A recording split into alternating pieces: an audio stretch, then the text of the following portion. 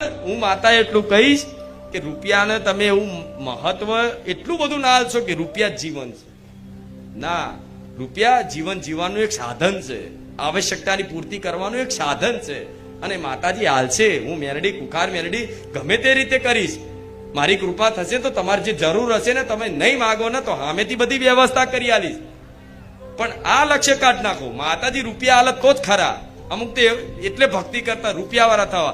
હા, તો રૂપિયા વાળા થવા માટે ભક્તિ કરતા હોય તો હું એવું કહીશ કે રૂપિયા વાળું થવું હોય ને આમાં તો એ રામનું નામ જપ કરી લેજો અને કશી માગણી ના કરતા એક જ માંગ કરજો કે ભગવાન મને એટલા રૂપિયા આલો કે મારે હું ખાઈ શકું અને બીજાને ખવડાવી શકું. બસ ભગવાન આટલી કૃપા કરો તો ભગવાન હાલશે.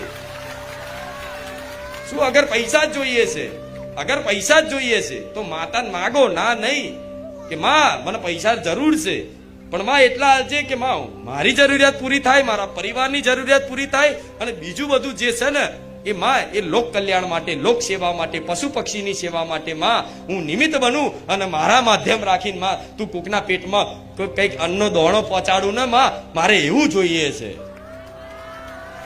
તો મારા જેવી માતા ધન દોલત વૈભવ સંપત્તિ બધું આપી દે. હું તો એમ તો ભંડાર છું, બધું આપી દઉં.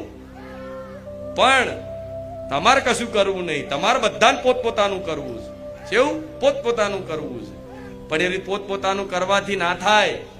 પોતપોતાનું કરવું હોય તો પોતપોતાની રીતે ભક્તિ કરો, બીજું કશું તમારા માટે ના કરશો. શું કીધું? જે મારા બન્યા છે એના માટે. હો, નવા તો કહે છે કે માતાજી શું બોલે છે, પણ જે મારા બન્યા છે ને એને કહીશ કે તમે તમારી કુળદેવી આગળ, મારા જેવી મેલડી આગળ તમે પોતાના કામનાઓની ત્યાગ કરી દો. જે ભક્ત બન્યા છે હો, પોતાનું સુખ મેળ દો. માં હું ભલે દુખી થઉં ના થઉં, માં હું તારો છું એટલે વાત પૂરી થઈ જાય. હવે પણ માં પરિવાર છે આટલું મોટું.